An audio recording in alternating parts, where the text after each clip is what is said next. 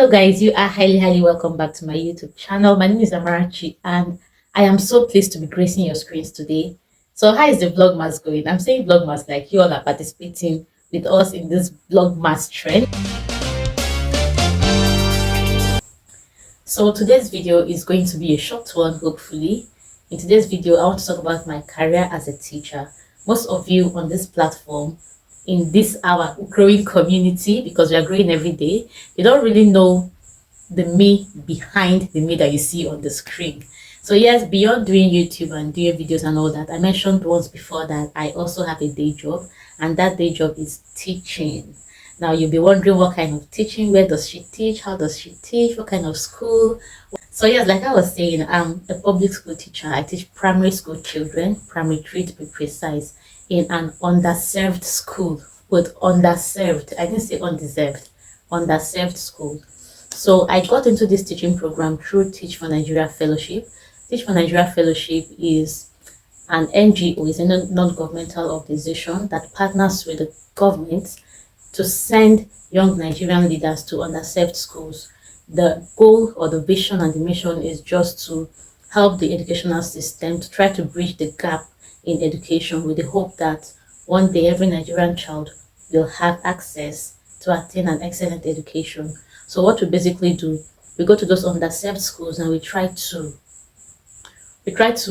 bring it up to standard. We try to raise the bars so that those children in the underserved schools can also get, at least, even if not up to the quality of their counterparts in private schools, at least they get something substantial in their education. So that's basically what we do in Teach for Nigeria Fellowship, and I am a Teach for Nigeria fellow. In case if you're interested in joining the Teach for Nigeria Fellowship, you can leave a comment and maybe I'll give you some information. That's if you're interested. So that's it. The fellowship basically runs for 2 years. Then after the 2 years fellowship, you join the alumni program. But it is a very rewarding experience. So back to my life as a public school teacher. Yes, because even though I'm a fellow, I'm still a public school teacher. And you know the general trend. If you're in Nigeria, you know the notion, you know the what do they call it now? I'll put the word on the screen. But there's something that comes to people's mind quickly when you say you teach in a government school or you teach in a public school. There's this kind, in fact, when you say you're a teacher in the first place, there's this kind of look people give you. When you now say you're a public school or you're a government school teacher, it's like how do I put it? You know, the opposite of admire. There's something like that. Like that's the kind of aura that people give teachers. But I'm here to talk about my experiences so far, because I've spent more than 1 year teaching primary 3 children in a public underserved school in my state. So let's get right into it. I think I've said how I got into teaching through the Teach for Nigeria Fellowship, and then why I stayed, because it's possible to get into it and then you won't want to stay because of the kind of work. But then for me personally, I think at first, even though I didn't set out to become a teacher, it was not in the original plan. If you had asked me when I was much younger, what do you want to be in future, I definitely did not want to be a teacher. But do I have any regrets now? I do not think I have any regrets. Not even I do not have any regrets. First of all, being in the fellowship and being on the field now in the school has been simply rewarding. The experiences are worth it. That's just what I'm going to say. In fact, if nothing else, the fact that I'm creating a change, I'm part of the change that is happening in the lives of the young children in my class, because the children in my class, I feel responsible for them. I feel like I'm part of their lives in some kind of way. In fact, I'm making history happen, because the children in that class, even though they come from underserved homes, they come from poor backgrounds, you know how public schools are. Most of the children in public schools, their parents can't afford a private school, and that's why you see them there. They don't have access to the basic things that a child needs. Most of them, they are not living with their parents, they are maids and they are apprentices and all that. So being in their lives and being that teacher that gives them hope, that teacher that makes school fun and interesting for them, is a very rewarding thing for me. If that's the only thing that I've gotten, that they would remember that There was one teacher in primary school that was different from other teachers, that treated me differently, that used different methods for me. It is something. At least I'm making a positive impact in the lives of the young children, and that is what matters. And let me just mention this, that primary school education is very basic, is important. You cannot jump it. It's in primary school that you learn how to read, how to write, how to do the basic. Like, it's a foundation where we start from. And you know, you can't build a house without a foundation. So once that foundation is shaky, everything is going to be shaky as well. So that's why primary school education, I think, is something that is very important, that should not be joked with. It's just so sad that we are in a government where it is not taken as a priority, because in the real world, in a working system, it is supposed to be a top priority.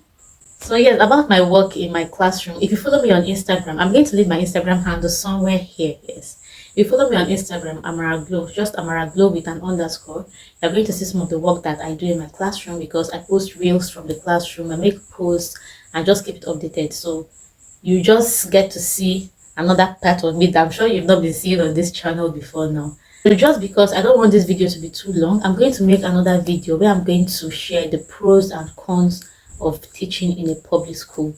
You know, whatever has advantage has disadvantages, so you just have to weigh your options. Yes, I'm going to share that in a different video. So back to talking about my experience working with these children. Like, you would think you don't like children, or you don't know how to handle children till you are, what's that word, till you have to share a space with them. Like, the way it is now is like my classroom is my second home, because I spend most part of my day, not most part of my day, but I spend a great part of my day in the classroom. I spent a great number of hours of my week in the classroom with these children. It has gotten to the point where we are now like family, and I love the fact that I can be different things to them at different times. I can be a teacher, a friend, a sister, a disciplinarian, a mother when the case needs be. And it has just taught me to be kind of more patient. I even learned from them. Watching them alone is learning. You know, in this our teaching profession, you teach the children, they learn from you, and you learn from them. That is how it is, and that is how it has always been. So the experience is not that smooth. There are different parts of being a teacher that I do not like. For example, the part of writing lesson notes. Well, they say it's a priority, that is very important for teachers to write lesson notes, but personally, I feel like it is not a necessity. Like, the world has gone digital now. Anyway, I'm in an underserved school where we still use chalk and blackboard to write. I'm going to insert clips. You'll be seeing the clips as I'm talking, so you see all these things I'm talking about. So yes, that's the part I don't like, lesson notes, because you have to write lesson plans for every single lesson that you're going to teach, even though it has its own advantage, because it helps me to plan ahead.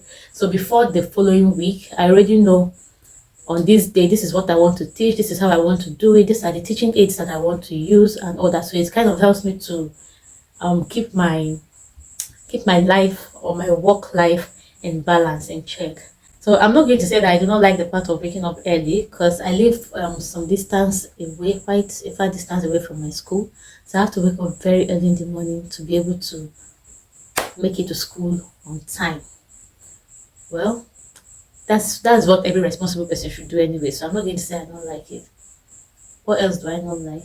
I do not like the fact that the children in my school, most of them, are forced to grow up by force. Like, you know, when as a child you're forced to take on more responsibilities because of the environment that you've been birthed into, because of the environment that you're growing up in.